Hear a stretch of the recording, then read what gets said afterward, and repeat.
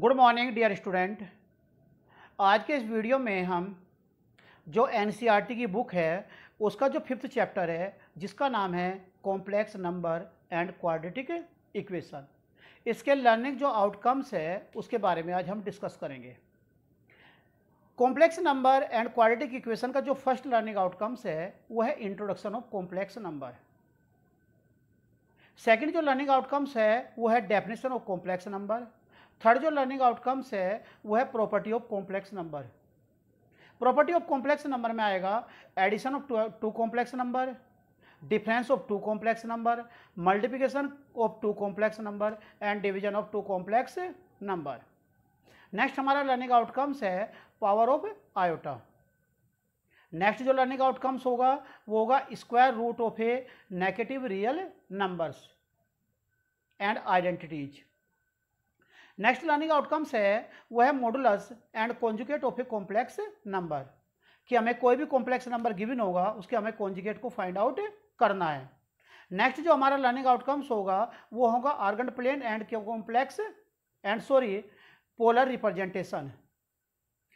जो हमारा 8 नंबर का लर्निंग आउटकम्स है वो है representation of a complex number.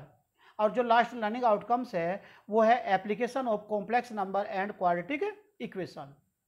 अब हम सबसे फर्स्ट जो लर्निंग आउटकम्स है इंट्रोडक्शन ऑफ कॉम्प्लेक्स नंबर, इसके बारे में थोड़ा डिस्कस करते हैं।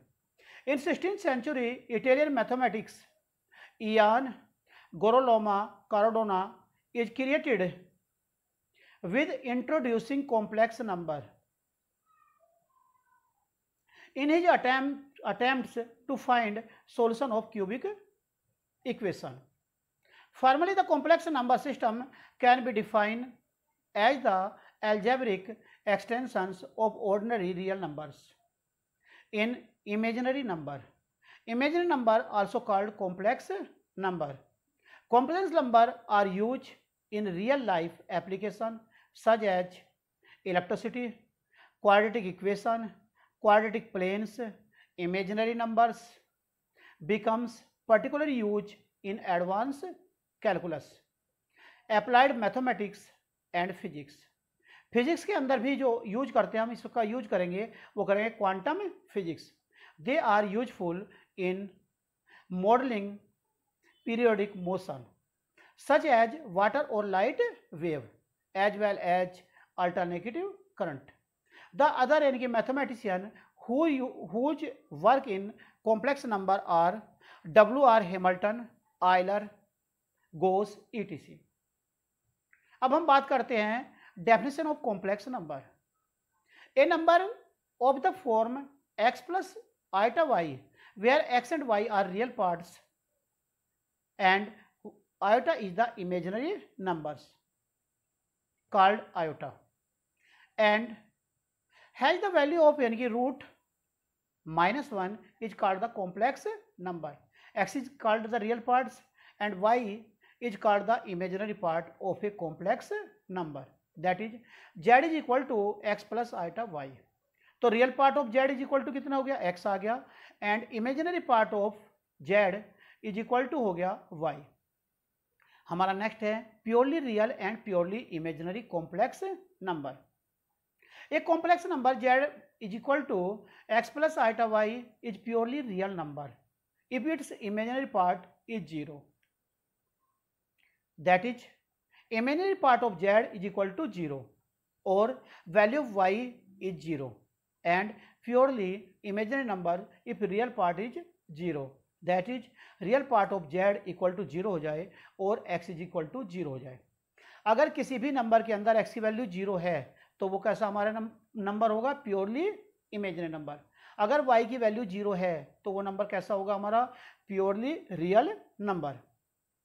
अब हमारी नेक्स्ट आता है इमेजिनरी नंबर्स कौन से होते हैं या इमेजिनरी नंबर क्या होंगे।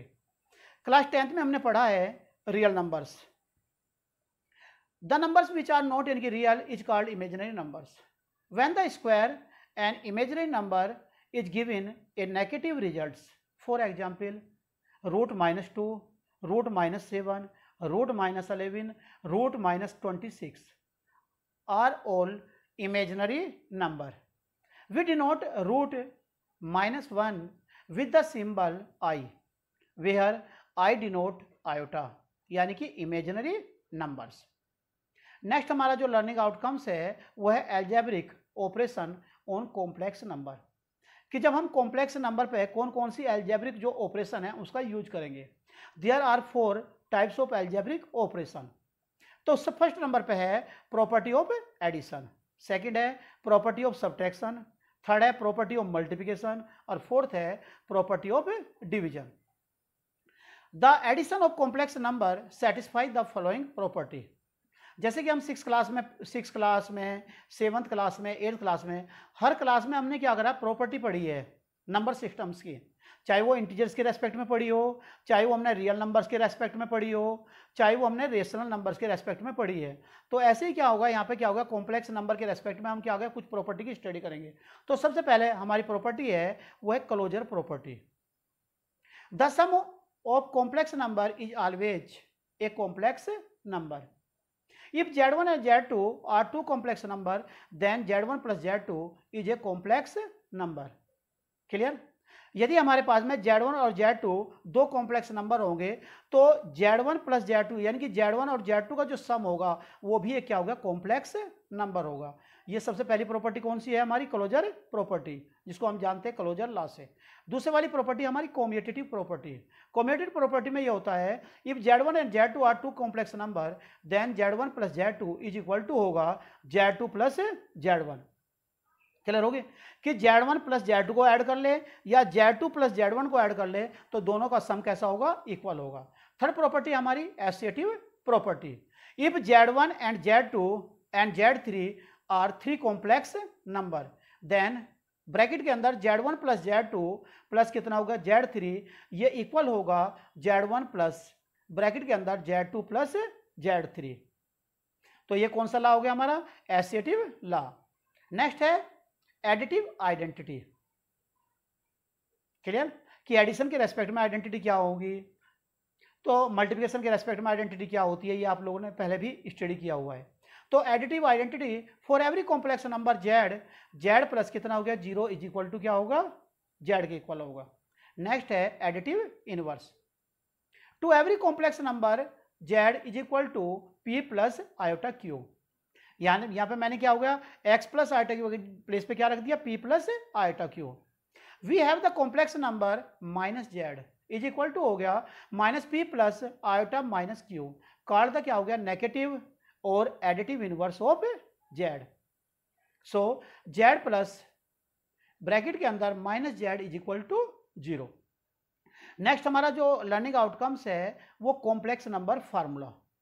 कॉम्प्लेक्स नंबर फार्मूले में आएगा कि जब हमारे पास में दो कॉम्प्लेक्स नंबर गिवन है तो उन दोनों नंबर्स को हम कैसे ऐड करेंगे, कैसे सब्ट्रैक्ट करेंगे, कैसे उनका मल्टीप्लिकेशन करेंगे एंड कैसे उनका डिवीजन करेंगे। क्लियर है? हमारे पास में दो कॉम्प्लेक्स नंबर है। पहला कॉम्प्लेक्स नंबर है a प्लस आयोटा b और जो सेकंड कॉम्प्लेक्स नंबर है वो है c प्लस आयोटा d और ये इज इक्वल टू होगा a प्लस सी प्लस कितना हो गया आयोटा b प्लस d, कि हम उसके जो रियल पार्ट्स है रियल पार्ट को रियल पार्ट के साथ में क्या कर देंगे, ऐड कर देंगे और इमेजिनरी जो पार्ट्स है उसको इमेजिनरी पार्ट के साथ में ऐड कर देंगे। क्लियर हो गया? तो यहां से क्या आ गया, पहले वाला a plus iota b plus कितना हो गया c प्लस आयोटा d, ये इज इक्वल टू होगा a plus C plus iota b plus d। Next है हमारा सब्ट्रैक्शन। ये आ गया a plus iota b minus C minus iota d। तो रियल पार्ट्स में से क्या किया हमने, रियल पार्ट को सब्ट्रैक्ट कर दिया तो ये आ गया हमारे पास में a minus C plus imaginary part से हमने इमेजिनरी पार्ट को सब्ट्रैक्ट किया तो प्लस कितना हो गया iota b minus d। Next multiplication. Multiplication में आ जाएगा हमारे पास में a प्लस आयोटा b की जब मल्टीप्लाई करेंगे c प्लस आयोटा d से तो ये आ जाएगा हमारे पास में ac माइनस कितना हो गया bd प्लस कितना हो गया आयोटा ad प्लस कितना हो गया bc। नेक्स्ट है हमारे पास में डिवीजन। तो डिवीजन में हमारे पास में आ जाएगा a plus iota b upon c plus iota d और ये इक्वल हो गया a प्लस कितना हो गया, ये इक्वल हो गया ac प्लस कितना हो गया bd अपॉन कितना हो गया C square plus D square plus कितना हो गया आयोटा, ये हो गया bc माइनस कितना हो गया ad अपॉन कितना हो गया नीचे C square plus D square. हमारा नेक्स्ट लर्निंग आउटकम्स है वो है power of iota. Depending upon the power of iota it can be taken the following values. Iota की पावर 4n+1 इक्वल टू होगा आयोटा के, आयोटा की power 4n+2 is equal to होगा -1 के, iota की power 4n+3 is equal to होगा minus iota के, और आयोटा की पावर 4n+4 ये इज इक्वल टू होगा आयोटा की पावर 4n, और ये इक्वल होगा 1 के। इन अदर वर्ड्स आयोटा की power n is equal to होगा -1 की power n/2 if n is क्या हो गया, इवन इंटीजर्स। क्लियर है? इसको हम एक एग्जाम्पल के द्वारा समझ लेते हैं। अगर n की वैल्यू कितनी है, 38 है, और 38 कैसा नंबर है, इवन नंबर है, तो ये हो गया आयोटा की पावर कितना हो गया, 38। क्लियर होगी? और ये इक्वल होगा -1 की पावर 38/2, और 38 कितना होगा, 2 कितना होता है, 19, तो ये हो गया -1 की पावर 19, और 19 कैसा नंबर है, ओड नंबर है, तो ये हो गया -1 की जो पावर 19 आएगी तो उसकी वैल्यू कितनी होगी, -1। क्लियर है? तो आयोटा की पावर जो 38 है उसकी वैल्यू कितनी होगी, -1। नेक्स्ट आयोटा की power n is equal to हो गया -1 की power n-1/2 if n is क्या हो गया, ओड नंबर। अगर n की वैल्यू क्या है, ओड नंबर है। क्लियर होगी?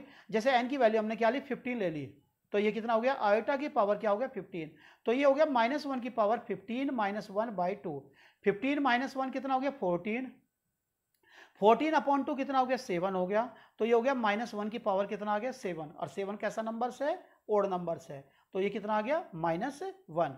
क्लियर होगी? तो इससे हमें क्लियर हो गया, क्या हो गया कि अगर आयोटा की पावर क्या है, 15 है, तो उसकी वैल्यू कितनी होगी, -1। Where n can have an integral value positive और negative. Similarly we can find the negative power of iota which can as following. जिसे लिखा हुआ है आयोटा की पावर -1, और आयोटा की पावर -1 किसके इक्वल होगा, 1/आयोटा के। अब हमने इसमें क्या किया कि आयोटा से मल्टीप्लाई कर दिया और आयोटा से क्या किया, डिवाइड किया, तो ये हो गया आयोटा की पावर -1 बराबर हो गया 1/आयोटा इंटू आयोटा अपॉन आयोटा, और ये इक्वल हो गया आयोटा अपॉन आयोटा स्क्वायर, और आयोटा स्क्वायर की वैल्यू कितनी होती है, -1, तो ये हो गया आयोटा अपॉन -1, -1 से नोमिनेटर और डिनोमिनेटर में मल्टीप्लाई कर दिया, तो ये हो गया -आयोटा अपॉन 1, और इक्वल हो गया -आयोटा। तो आयोटा की पावर -1 इक्वल टू होता है -आयोटा के। नोट, ये हो गया √-1 इंटू √-1 इज इक्वल टू होगा √-1 इंटू -1, और ये इक्वल हो गया √1, और इक्वल कितना हो गया, 1 के। Contradicts to the fact iota square is equal to हो गया -1, therefore for any imaginary numbers √a into √b is not equal to √ab। Clear हो गया होगा सबको? फिर दोबारा समझ लो कि अगर रूट के अंदर -1 लिखा हुआ है और इंटू कितना हो गया, रूट के अंदर -1 है, तो it is not equal to √ab, यानी कि √-1 इंटू -1। नेक्स्ट हमारा जो लर्निंग आउटकम्स है वो है कॉम्प्लेक्स नंबर आइडेंटिटी। अब कॉम्प्लेक्स नंबर आइडेंटिटी के अंदर लेट अस की Cn की सम of the identity Z1 + Z2 का होल स्क्वायर, ये इक्वल होगा Z1 का होल स्क्वायर प्लस Z2 का होल स्क्वायर प्लस 2 कितना हो गया, Z1 into Z2। Next identity है Z1 - Z2 का होल स्क्वायर इक्वल होगा Z1 का स्क्वायर प्लस Z2 का square -2 Z1 into Z2। Third जो आइडेंटिटी है वो है Z1 का स्क्वायर माइनस Z2 का स्क्वायर इज इक्वल टू होगा, फर्स्ट ब्रैकेट के अंदर होगा Z1 plus Z2, second bracket के अंदर Z1 minus Z2। Fourth identity है Z1 प्लस Z2 का whole cube is equal to होगा Z1 का क्यूब प्लस 3Z1 का square into Z2 plus 3Z2 का square into Z1 plus Z2 का cube. Fourth identity है Z1 माइनस Z2 का cube is equal to हो गया Z1 का क्यूब माइनस 3Z1 का square into Z2 plus 3Z2 का स्क्वायर Z1 माइनस Z2 का क्यूब। हमारा नेक्स्ट जो लर्निंग आउटकम्स है वो है modulus and conjugate of a complex number. अब हमें लेट यानी कि Z बराबर x प्लस आयोटा वाई भी ए कॉम्प्लेक्स नंबर। हमें कौन सा कॉम्प्लेक्स नंबर दिया हुआ है, Z इज इक्वल टू कितना हो गया x plus iota Y. Then modulus of Z is represented by mod Z, कि जो मॉडुलस ऑफ जेड है उसको हम कैसे रिप्रेजेंट करते हैं, मोड जेड के, which is equal to root के अंदर X square plus Y square. Geometrically modulus of a complex number z is equal to X plus iota Y is the distance between the corresponding point of z which is X Y and the क्या हो गया origin 0 0 to the argument plane. Clear है। अब diagram में हमें ध्यान से देखेंगे कि जो z इज इक्वल टू है x प्लस कितना हो गया आयोटा y, तो हम x एक्सिस पे कितनी डिस्टेंस चल रहे x और y एक्सिस पे कितने डिस्टेंस चले y। तो यहाँ पे जो p पॉइंट्स है तो p पॉइंट्स के जो कोऑर्डिनेट बने वो क्या हुए हमारे x y। क्लियर होगी।